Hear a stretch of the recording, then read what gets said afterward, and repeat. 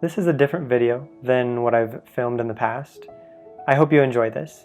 This is the time that I went to Mount Rushmore, and not only went to Mount Rushmore, but I biked around Mount Rushmore. And this is going to be a story as well as a review of a particular website that I looked at in order to go on this trip. I've always wanted to be a good storyteller, which is why I'm pushing myself to do this. I'm kind of beating myself up now because I didn't record a lot of videos of myself while I was on this trip. I just took a lot of pictures, and actually not even a lot of pictures, just some pictures. And I remember going on this trip or planning this trip, and I was thinking that I was going to make videos every single day and multiple in one day, but I failed to do so, and I'm beating myself up now. So this is a reminder to myself if I'm watching this in the future, and to anybody watching this, that please record yourself, take pictures. Yes, you want to live in the moment, but you also want to look back, because looking back at these pictures and videos that I've taken, it goes with the saying of a picture is worth 1,000 words. I know that's such a cliche saying, but it's quite true. You may think you remember a lot of things about a certain event, but then when you look at a picture, you'll see a particular thing that you didn't know you remembered, or you thought that you remembered everything, but when you looked at the picture, you'll be like, oh my gosh, I actually remember that. And you'll actually see in this review that I'll talk about, well, right now. So I hope you enjoy this, and if you do, please just like the video so that I know that to push out content like this, but that's only if you like this video. I hope you do, of course, but let's get started. I'll first start off talking about this website here. It's called Gearpatrol.com, and before I went on this trip, I looked up the best places to cycle in the US, and I stumbled upon this website here. And this ride that I did was titled A Good Ride Near the Badlands in South Dakota.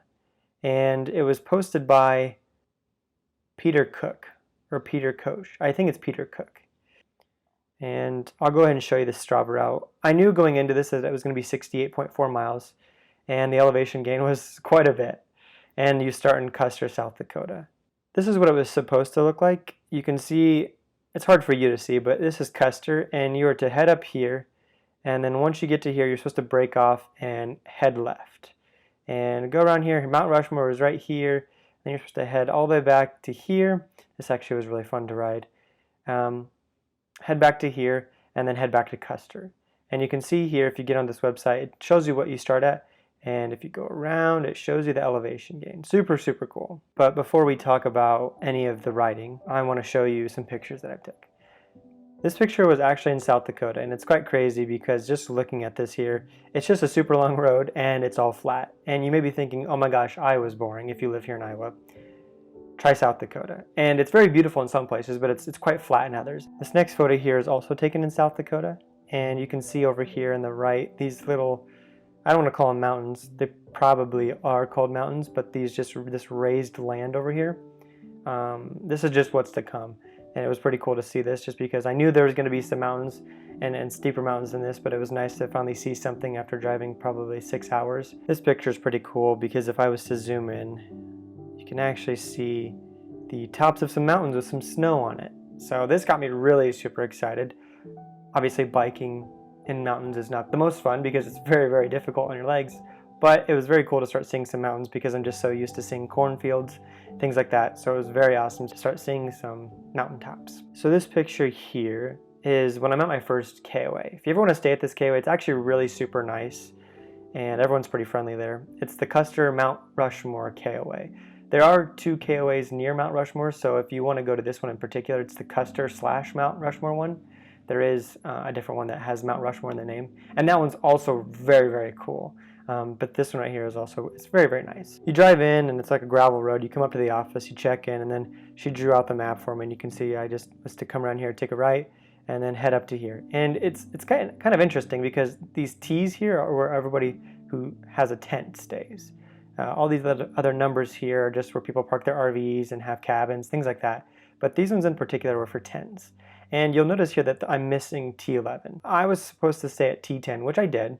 And when I pulled up there was people at T9. And let me remind you, this is the first time I'd stayed at a KOA by myself. So I asked them, I said, hey, I'm at T10. Is this where I'm supposed to be? Because there was just an abnormally large gap between T10 and T12. They're like, yeah, look at the sign. And I'll never forget how kind of rude that they were. So I kind of just stayed away from them. I would not have remembered this if I didn't have this map that I took a picture of.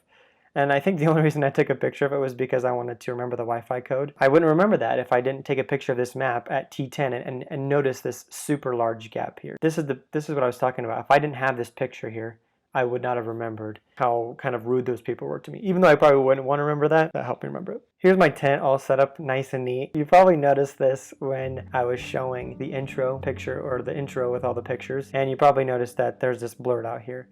I have my students who watch me, so I just need my students to know that that is just some fizzy drink that I just don't want to get copyrighted. Anyway, here was my tent. This is a super old tent. It's probably 20 years old. This is one that my father had, and it actually would leak water, so I didn't have to deal with that here. It was actually not very much fun when it did rain. The first night I was using my dad, you can actually kind of see in here a little bit, I was using my dad's old blow-up mattress, and this turned out to be a problem my first night because I had blown it up with the air pump, and I found out that after 3 hours it would completely deflate. So the first night was very rough. The second night even much more so because it started deflating after 45 minutes. So every 45 minutes I would have to wake up and kind of blow it back up, but it was kind of annoying because there's people just right next to me, those rude people who I didn't want to wake up, but I had to turn on my air mattress pump and blow it up. So either way, that was okay. I have my cooler here, of course, and I brought a lawn chair. It was kind of nice to just sit here and just be on flat ground and just be able to camp for the first time. It was actually it was a lot of fun. If you know anything about me, I absolutely love my car. Of course, I had my feet kicked up on this stump here and just kind of relaxing, waiting for the sun to go down so then the next day I could ride my bike. Did it even happen if you didn't take a selfie? Of course, this is just a picture of me and my Baxter, hey, go Baxter Bolts, and my Run Happy hat. I love that hat. And just had the sun in the background. I guess I didn't realize that sun was there until after I took the picture. Kind of looks bad because the sunlight's shining in, but look at that goofy smile. I was just so tired. I had been driving all day. So next day I woke up and I started biking, and this is where I did a poor job of taking any videos or pictures, but I started taking, actually I had my GoPro rolling, and you can see it was actually mounted to my bike. This is my Garmin GPS. Here I am going, well, it says leaving the Black Hills, but I'll get back into it here in a little bit.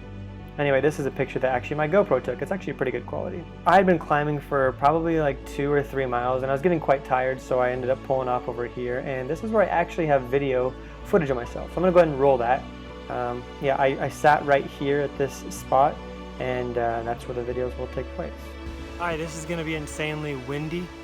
Maybe not. I can hear the wind, but I don't think it's on me. Anyway, I'm in Custer State Park. I'm climbing this, I don't know how to explain it. I'm climbing the road that goes from Custer, South Dakota up to Mount Rushmore. I'm not going to Mount Rushmore, but that's just kind of the route that I'm taking.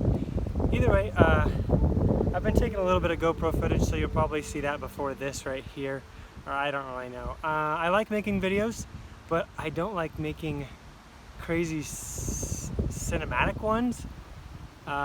I just like the simplicity of taking a video and plopping it in without having to edit. I'm also very camera shy in the sense that I don't like when people see me recording. But anyway, here's where I'm at right now. That's where I've come from.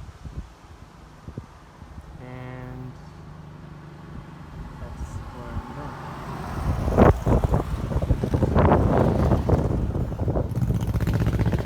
going. And there's my bike. Let's get the rest of this. So I started back up again, and you can see here that I'm just kind of heading up this hill, and it was actually kind of nice because I got to see all of these like raised hills, and that was kind of where I was going. I had to kind of curve around here and get up to the top here, but yeah, it was kind of interesting to see how tall those mountains were, because here I am on this flat surface here, and it's got an incline, but I can see how high I have to go, so that's kind of cool. So I got to the top. I was a little bit skeptical of how far I actually had to ride, because this was my first ride that was going to be 60 miles, and the longest I had done before that was 50, and that was like a couple of days ago, and then the longest before that was like 30, so I was really pushing it here. I got to the top here, and I saw some cyclists. You can see them right here. I'll kind of zoom in on them. I got this guy here and this girl here, and they were kind of riding together. So I stopped and I asked them, and I have pictures of them, but I actually still stay in contact with them. I was only talking with them for maybe 5 or 10 minutes, but it's kind of funny how just that little interaction, I still keep in contact with them and chat with them a little bit and follow them on Strava. I still think about them to this day. It's not like I had a super big impact on me, but it was like the first human interaction for a long time, just because we had been quarantined. It was very, very nice to be able to chat with them, and yeah, I ended up following them on Strava. So those people actually recommended that I go the opposite way in which I was going to go. So instead of going clockwise around the Mount Rushmore loop, I ended up going counterclockwise. And I ended up stopping at this lake here. I don't know what the name of it is, but it was just nice to be able to see this cool structure with this lake by it. They recommended that I do the Needles first. It's called Needles Highway, I believe, and that's where you saw that lake. And then now you can kind of see just this interesting structures of the, I don't know, mountains, I suppose, and how kind of jagged they were. But this looks like I'm going like on a flat surface, but I'm actually going down. You can actually see these cars over here to the right. It was a pretty tight turn here. I think it's only 5 miles per hour around it, but this was really fun to ride down. I got going super fast, like probably 35, 40 miles per hour, which is very, very fast on a bike. And as I was riding, of course, you have to look back once in a while, and you can see how it's kind of curving up a little bit here. You can see the interesting mountain sides here, and just a nice little overlook. I didn't expect to go through any tunnels here, and when I pulled up and I saw this one-lane tunnel, I was actually pretty dang excited, and you'll see around here why I was so excited. So this is one-lane tunnel, and I wish I had a better picture of this, but you can go clockwise around the mountain, or you can go clockwise around this Mount Rushmore mountain area. But this is one-lane tunnel. They only had enough room to make it one lane, so you have to kind of alternate. You know, being in a car, it's okay and cool and everything, but you have a structure around you. But when you're on a bike, you could actually go through this tunnel and just see everything. It's quite fascinating. And as I got out of the tunnel, I started riding a little bit more, and I pulled up to this overlook, and it was just nice to be able to see not just mountains, but just like a valley and how far you could see. And here's just another one. You can see that this was taken on my GoPro and not my cell phone, because I've got my Garmin, and I had my GoPro mounted to my bike, so that's why my Garmin is always in that exact spot. Here was the second tunnel that I rolled up on, and I think it is still one lane. You kind of had to alternate, but it's a little blurry because my GoPro kind of doesn't do the best job at taking pictures, but it was nice to be able to go through this tunnel here. There wasn't any like skies above it. You couldn't like see through it at all. This is like a true tunnel where you had to go through it. And this spot's kind of funny too, because it doesn't really mean much. It's not even centered. My bike is kind of leaning over, but this was after the Needles Highway, and I was just kind of pulled off kind of far because I didn't want to be sitting on the side of the road when a car came by. I was pretty hungry, so I had like beef jerky sticks and gushers and stuff, and I thought I was going to get eaten by a bear. I didn't hear any bears or see any bears, but I was just all alone. It was secluded, and pulling out a beef jerky stick in a mountain range, probably not the smartest thing to do, because bears can smell that stuff and they can come up on you, but I suppose I was on a bike to where I could hopefully get away. This picture right here, I was ready to be done. I had gotten onto like a main highway. I think going around this Mount Rushmore loop, it was probably like 25, 35, maybe 45 miles per hour. But this part right here was like 55, 60, and you can see cars they're going by pretty quick, but I was really super tired. I was probably at, I don't know, 40 miles, so I still had about 20 to 25 more to go. I was exhausted. I wanted to be done, but I was pedaling up the side of this highway, and I decided to stop and take a picture, because if you look right here, you can see Mount Rushmore. So that gave me a little bit of inspiration to finally be at the top and kind of have the rest to just go down the mountain and call it quits for the day. But it was very nice to be able to see Mount Rushmore. And then the next picture that I took was a selfie, and I was actually done. So the time between the last picture and the one that you're seeing right now was about an hour and a half, and 20 to 25 minutes later. I was so freaking tired, so exhausted. This was my first 65 miler. I wanted to be done at 50 miles, and I was running out of water, I was running out of food. I just wanted to be back. My legs were just completely shot. But if you look at this, I took this selfie because I wanted to just show how exhausted I was, and selfies are kind of cringy, but I was exhausted. I was getting ready to go shower and just kind of clean up and just chill out for the rest of the evening because I was dog tired. But I took this picture because I wanted to show you. Look at this stuff right here. I'm gonna say that this is salt. I had been sweating so much that all of the salt had been like sweating out of my pores and just kind of piling up on my face. So you can see like the white spots here. That's all salt. More salt around here, up here, even a little bit over here. If we come down here, you can see it kind of like dripping off my nose almost. Over here on my cheeks and on my chin as well. But I think I had a zit there too. Oh well. And my helmet kind of just messes up my hair too. For anybody watching that has an Apple Watch, here are my stats. You might think this is really crazy.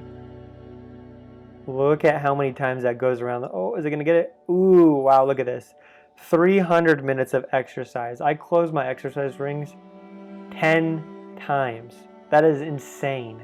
I'm not bragging or anything. I mean, maybe a little bit. Wow, this was just so exhausting. I had burned 1,739 active calories. This was a tough day. Very mentally exhausting and physically, of course. This picture is quite dull, but it also brings back quite a bit of memories because I woke up super early this morning. This is the day after my Mount Rushmore ride. I began driving to my next destination. So this is where this story stops and my next one begins. If you cycle, run, swim, anything like that, I would recommend getting this Strava app. It just kind of breaks everything down. You can see how much I rode this day. This was 60 miles, 5,000 feet of elevation gain. And this calories looks different here than what I showed you on my Apple Watch. And that's because the Apple Watch shows active calories and Strava just shows the calories that you burn throughout the day. So my average speed was 12.9 miles per hour. My moving time, I was on the bike moving for 4 hours and 42 minutes. And you can see how many miles I went, how much feet of elevation gain I got, and things like that. You can also take pictures and post them on here. You've already seen all of these pictures here. And of course I put a little snippet here. So if you ever want to follow me on Strava, you can definitely do that. Just download Strava, make yourself an account, and follow me. As I said, I'm not the best storyteller, and I hope you stuck around till the end. I want to get better at this. So I like making these videos. I want to get good at storytelling. So that's why I'm forcing myself to make these types of videos and post them out. I really do hope you enjoyed this. I hope it was kind of relaxing to just sit back, watch, and just kind of learn about this loop. If you ever want to try this loop, you should definitely just let me know if you're going to go on this same exact route. The one that I went on, as you saw on my Strava app, is just a little bit different than the website that I showed you. Either way, I hope you enjoyed this video. If you did, please like, please subscribe, and if you know anyone who enjoys cycling and you think might find this interesting, then share with them if you could. But I'm trying to get to 200 subscribers, so if you could try to make that happen for me, share it with other people and try to get them to subscribe. So anyway, thanks for watching and deuces.